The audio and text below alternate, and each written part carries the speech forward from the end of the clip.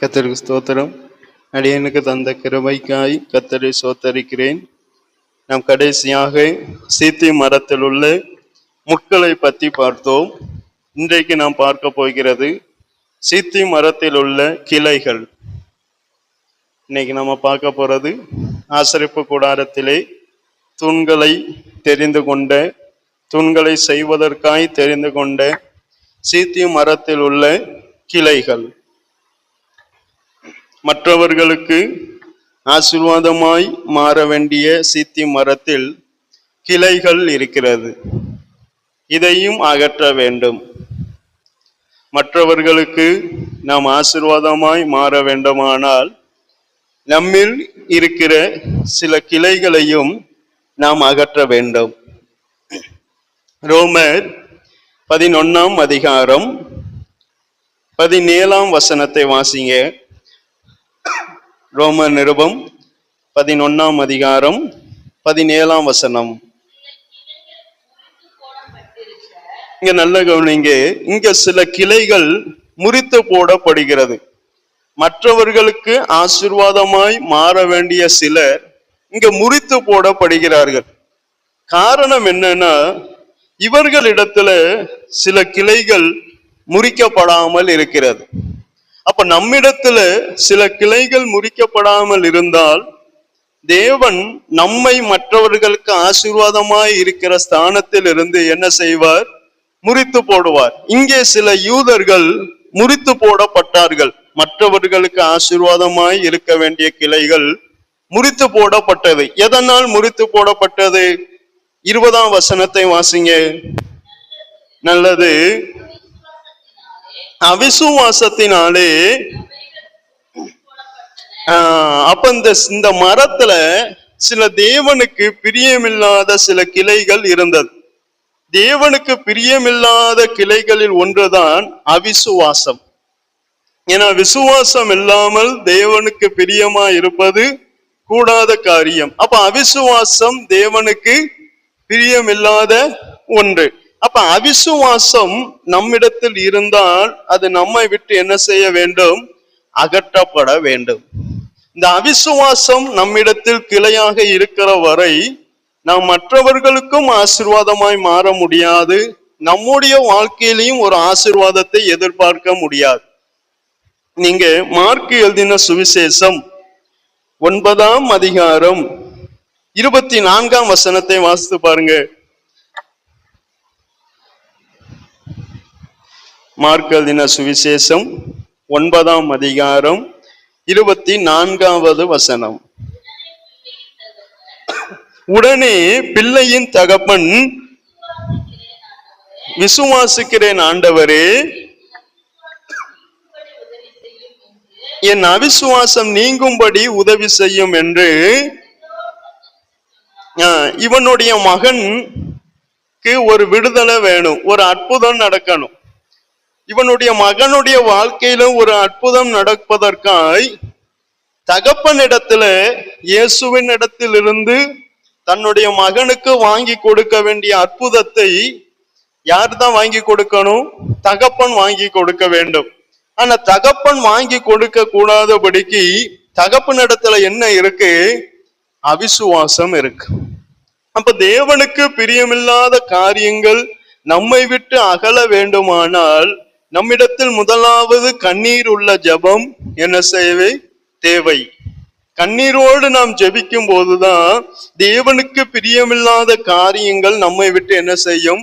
அகலும். இப்ப இந்த மகன் என்ன அவஸ்தைப்படுகிறான்? 20 வாசிங்க.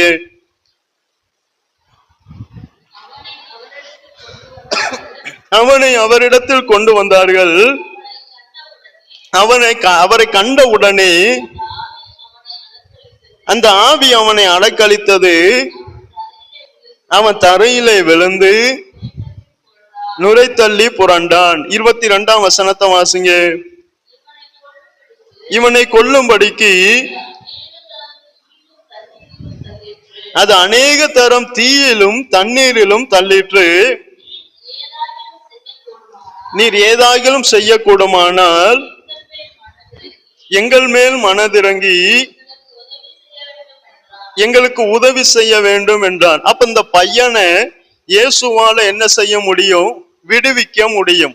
இயேசுட்ட அதற்குரிய எல்லா வல்லமையும் உண்டு. ஆனால் அந்த வல்லமை கிரிய செய்ய வேண்டுமானால் தகப்பனிடத்துல என்ன வேணும்? விசுவாசம் வேணும். இயேசுட்டேந்து வல்லமை அந்த மகனுக்கு போகணுமானால் தகப்பனிடத்தில் உள்ள விசுவாசத்தாலதான் முடியும். அப்ப விசுவாசத்தாலதான் இயேசுவினிடத்திலிருந்து நமக்கு அற்புதங்களை வாங்க முடியும்.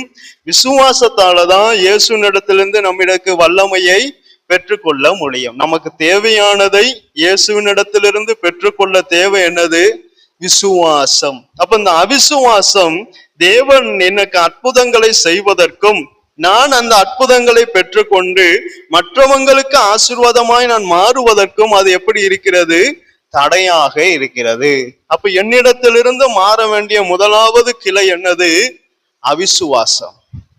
நீங்க மார்க் எழுதின சுவிசேஷம், மத்தேயு எழுதின சுவிசேஷம் 13ஆம் அதிகாரம் 58ஆம் வசனத்தை வாசிங்க.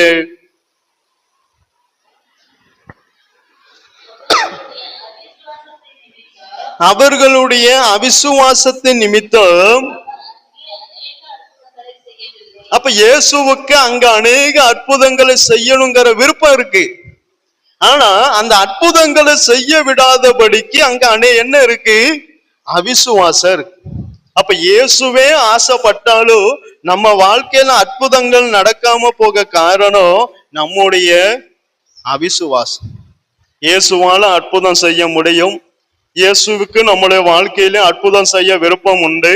ஆனாலும் அற்புதங்கள் நடக்காத போக காரணம் நம்முடைய அவிசுவாசம். இந்த அவிசுவாசம் என்கிற கிளை முதலாவது முறித்து போடப்பட்டாலே நாமும் ஆசீர்வாதமாய் இருக்கலாம், நம் மூலம் மற்றவர்களும் ஆசீர்வாதமாய் இருப்பார்கள். நீங்க எபிரேயர் 3ஆம் அதிகாரம், எபிரேயர் நிருபம் 3ஆம் அதிகாரம் 19ஆம் வசனத்தை வாசிங்க. அவிசுவாசத்தினால இவங்க எதை இழந்தாங்கன்னு பாருங்க. எபிரேயர் 3:19. ஆதலால் அவிசுவாசத்தினாலே. அப்ப அவிசுவாசத்தினால இவங்க கானான் தேசத்தையே இழந்து போனாங்க. அப்ப நம்முடைய அவிசுவாசத்தினால நம்ம தேவனிடத்திலிருந்து எத்தனையோ அற்புதங்களை என்ன செஞ்சிருக்கோம்? இழந்திருக்கோம். எத்தனையோ ஆசீர்வாதங்களை இழந்திருக்கோம், எத்தனையோ வல்லமைகளை இழந்திருக்கோம், எத்தனையோ காரியங்களை நம்ம தேவனிடத்திலிருந்து இழந்திருக்கோம். காரணம் என்னன்னா தேவனுக்கு அதையெல்லாம் செய்ய முடியாது என்பது அல்ல, நம்மிடத்துல என்ன இல்லை? விசுவாசம் இல்லை. அதனால்தான் இயேசு சொன்னார், விசுவாசிக்கிறவனுக்கு எல்லாம் கூடும், நீ விசுவாசித்தால் எல்லாம் ஆகும் என்றார். அப்ப நம்முடைய விசுவாசம்தான் தேவனிடத்துல இருந்து நமக்கு என்ன வாங்கி தரும்? அற்புதத்தை வாங்கி தரும். நீங்க ஒரு வசனத்தை வாசிங்க. சங்கீதம் 27ஆம் சங்கீதத்தை எடுத்துக்கொள்ளுங்க.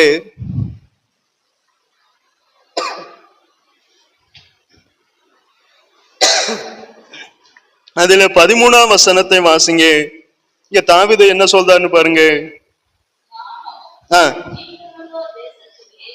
நானோ ஜீவனுள்ளோ தேசத்திலே கர்த்தருடைய நன்மையை காண்பேன் என்று விசுவாசியாதிருந்தால்.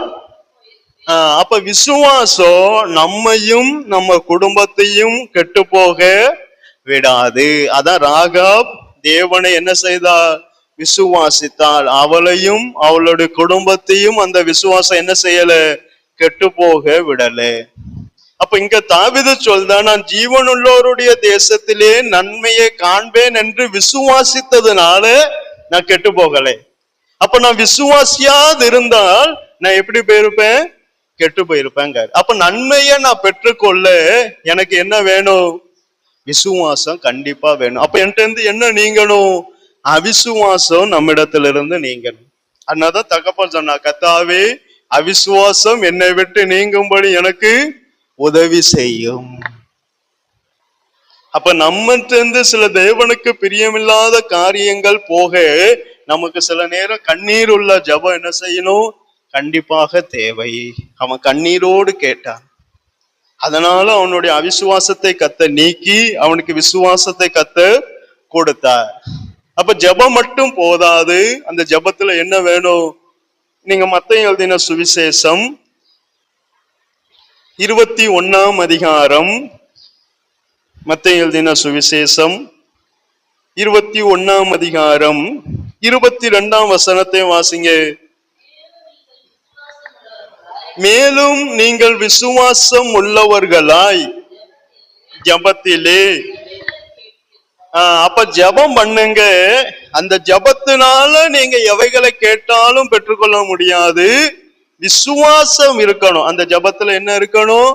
விசுவாசம் உள்ளவர்களாய் ஜெபத்திலே நீங்கள் எவைகளை கேட்பீர்களோ அவைகளை. அப்ப ஜெபம் பண்ணும்போது அந்த ஜெபத்துல என்ன இருக்கணும்? விசுவாசம் இருக்கணும். நம்முடைய விசுவாசத்தை பார்த்துதான் தேவன் கிரியை செய்ய முடியும். நம்முடைய விசுவாசத்தை பார்த்துதான் தேவன் அற்புதங்களை செய்ய முடியும். நீங்க மார்க் எழுதின சுவிசேஷம் 5 அதிகாரம் 34 வசனத்தை வாசிங்க.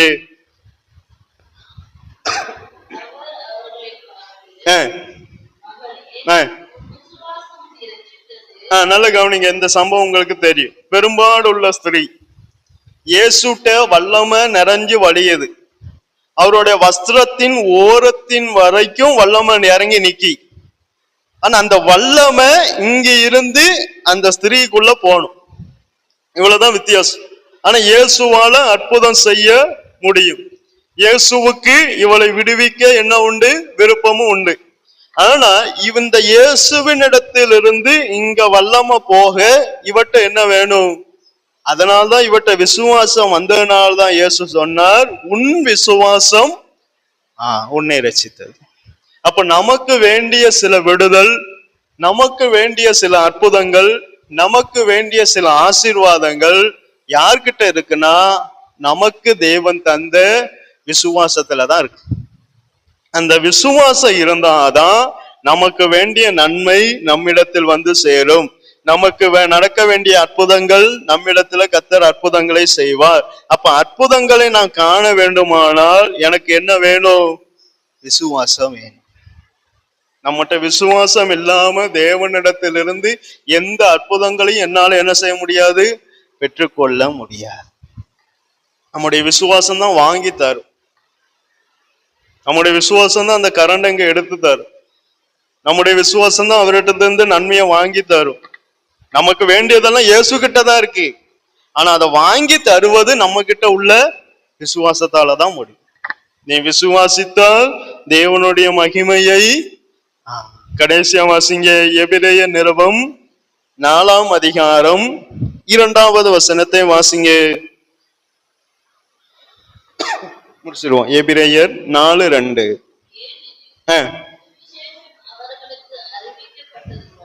சுவிசேஷம் அவர்களுக்கு அறிவிக்கப்பட்டது போல நமக்கும் அறிவிக்கப்பட்டது. அப்ப அந்த சுவிசேஷத்துல என்ன உண்டு? வல்லமை உண்டு. ஆனா கேட்டவர்கள் விசுவாசம் இல்லாமல் கேட்டபடியினால் அவர்கள் கேட்ட வசனம். அப்ப தேவன் எனக்கு வாக்குத்தத்தம் தந்துட்டார். அந்த வாக்குத்தத்தம் என் வாழ்க்கையில பிரயோஜனப்படணும். ஆனால் நான் கேட்ட வாக்குத்தத்தத்து மேல எனக்கு என்ன இருக்கணும்? விசுவாசம் இருக்கணும். அப்ப வசனத்துல வல்லமை உண்டு. அந்த வல்லமை என் வாழ்க்கையில கிரியை செய்யணுமானால் என்கிட்ட என்ன இருக்கணும்? விசுவாசம் இருக்கணும். அப்ப வசனம் கேட்கும் போது விசுவாசத்தோடு அவங்க கேட்காததுனால அவர்களுக்கு அது என்ன செய்யவில்லை? பிரயோஜனப்படவில்லை. ஆனா வசனம் எல்லாருக்கும் பிரயோஜனமானதுதான். ஆனா இங்கே சிலருக்கு பிரயோஜனப்படல. காரணம் அவர்கள் விசுவாசத்தோடு கேட்கல. வாக்குத்தத்தம் தந்துட்டார். ஆனா அந்த வாக்குத்தத்தம் நிறைவேறணுமானால் அந்த வாக்குத்தத்தத்தின் மேல என்ன இருக்கணும்? ஒரு விசுவாசம் வேணும். அப்பந்தான் அந்த வாக்குத்தத்தம் நம்மள என்ன செய்யும்? நிறைவேறும். எத்தனை வருஷம் ஆனாலும் அந்த வாக்குத்தத்தம் என்கிட்ட நிறைவேறல பாஸ்டர் அப்படின்னா வாக்குத்தத்தத்துல இல்ல, நம்மகிட்ட என்ன இல்ல? விசுவாசம் இல்லை. அப்ப தேவனுடைய வசனத்திலையும் வல்லமை இருக்கு, தேவனிடத்திலையும் வல்லமை இருந்திருக்கு. அவனால அற்புதம் செய்ய முடியும். நமக்கு வேண்டிய எல்லாம் அவரிடத்துல இருக்கு. ஆனா அவரிடத்திலிருந்து நமக்கு அற்புதமோ நன்மையோ கடந்து வருவதற்குரிய விசுவாசம் நம்ம கிட்ட இல்லை. இந்த தூணு மற்றவங்களுக்கு பிரயோஜனப்படணுமானால் சில அவிசுவாசங்கள் மற்றவர் என்ன செய்யணும், அகற்றப்பட வேண்டும். அப்பந்தான் நம்ம மற்றவங்களுக்கு ஆசீர்வாதமா மாற முடியும். நாமும் என்ன செய்ய முடியும், ஆசீர்வதிக்க வர முடியும். அப்ப அற்புதங்கள் என் வாழ்க்கையில அற்புதங்களை கர்த்தர் செய்ய, என் வாழ்க்கையில சில நன்மைகளை காண என்னிடத்திலிருந்து என்ன அகலணும், அவிசுவாசம் நீங்கணும். விசுவாசிக்கிறேன் ஆண்டவரே, என் அவிசுவாசம் நீங்கும்படி எனக்கு உதவி செய்யும். அப்ப நம்மிடத்திலிருந்து சில இவங்க முறித்து போடப்பட்டது அவிசுவாசத்தினால். மற்றவங்களுக்கு ஆசீர்வாதமா இருக்க வேண்டியவங்க சின்ன அவிசுவாசம் இருந்ததுனால அந்த அவிசுவாசம் எவ்வளவு காரியத்தை நஷ்டமா நம்ம இழந்து போறோம். கானான் தேசத்தையே இழந்துட்டாங்க. அந்த இளைப்பாறுதலில் அவிசுவாசத்தினால் அவர்கள் பிரவேசிக்க கூடாமல் போனது. அப்ப அவிசுவாசம் எத்தனையோ நன்மைகளை பெற்றுக்கொள்ள முடியாம தடை பண்ணுது. அப்ப நம்மகிட்ட என்ன வரக்கூடாது, அந்த அவிசுவாசம் என்கிற கிளை மட்டும் நம்மகிட்ட முதலாவது என்ன செய்யப்படணும், முறித்து போடப்படணும். அவரை விசுவாசிக்கிறவர்கள் எத்தனை பேர்களோ அத்தனை பேர்களும் தேவனுடைய பிள்ளைகளாகும்படி அவர்களுக்கு அதிகாரம் கொடுத்தார். அப்ப நமக்கு முதலாவது என்ன வேணும், விசுவாசம் வேணும். யார் மேல, தேவன் மேல. நமக்கு வேண்டிய அற்புதம் எல்லாமே யார்கிட்ட தான் இருக்கு, தேவன் கிட்ட தான் இருக்கு. நம்முடைய விசுவாசம் தான் அதை வாங்கி இங்க நமக்கு தரும். அவ்வளவுதான் வித்தியாசம். ஏசுட்டம் வல்லமா நிறைஞ்சுதான் நின்னுது, வஸ்திரத்தின் ஓரத்துல வரைக்கும் நின்னுச்சு. ஆனா அந்த வல்லம் அந்த ஸ்திரீக்குள்ள போகணும்னா அதற்கு வேண்டிய கருவி எங்க இருந்தது, பெரும்பாலுள்ள ஸ்திரீ. அந்த விசுவாசம் தான் அந்த வல்லமை எங்க என்ன செஞ்சிருக்கு, வாங்கி கொடுத்திருக்கு. இவ்வளவுதான். நம்ம வாழ்க்கையில, நம்ம பிள்ளைகள் வாழ்க்கையில, நம்ம குடும்பத்துல, நம்ம தனிப்பட்ட வாழ்க்கையிலும் அற்புதங்களை காணணுமானால் நமக்கு மிக மிக மிக முக்கியமானது என்னது, விசுவாசம் தான். ஆண்டவரே நீர் ஒரு வார்த்தை மாத்திரம், அந்த விசுவாசம் தான். அந்த விசுவாசம் கடல் தாண்டி கொண்டு போச்சு வசனத்தை. அப்ப விசுவாசத்துக்கு எவ்வளவு வல்லமா இருக்கு. விசுவாசத்தை யாராலையும் என்ன செய்ய முடியாது, தடை பண்ண முடியாது.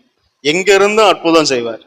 விசுவாசித்தா எங்கேயும் என்ன செய்யும், அற்புதம் நடக்கும். அப்ப நம்முடைய விசுவாசத்தை என்ன செய்யணும், இன்னும் அதிகமா வர்த்திக்க பண்ணணும். நம்மகிட்ட அவிசுவாசம் இருந்தா அது என்ன செய்யப்படணும், முறித்து போடப்படணும். கண்களை மூடுவோம், ஜெபிப்போம்.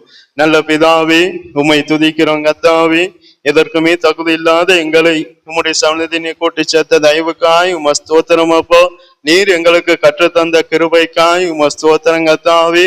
எங்களிடத்தில் முதலாவது சில கிளைகள் அகற்றப்பட வேண்டியது இருக்கிறதப்பா. மற்றவர்களுக்கு ஆசீர்வாதமாய் மாற எங்களிடத்தில் இருக்கிற அவிசுவாசத்தை எங்களை விட்டு நீர் அகற்றணுமே கர்த்தாவே. அந்த கிளைகள் எங்களை விட்டு முறித்து போக எங்களுக்கு உதவி செய்யும் ஆண்டவரே. நீரே கிருபை செய்யும். வந்த ஒவ்வொருவரை நீர் ஆசீர்வதியும். உம்முடைய நாம மாத்திரம் மகிமைப்படட்டும். இயேசுவின் நாமத்தினால் ஜெபங்கேளும் ஜீவனுள்ள நல்ல பிதாவே, ஆமென். என் ஆத்துமாவே கர்த்தரை சோத்தரி, என் முழு உள்ளமே பரிசுத்த நாமத்தை சோத்தரி. என் ஆத்துமாவே கர்த்தரை சோத்தரி, கர்த்தர் செய்த சகல உபகாரங்களையும் மறவாதே. ஆமென்.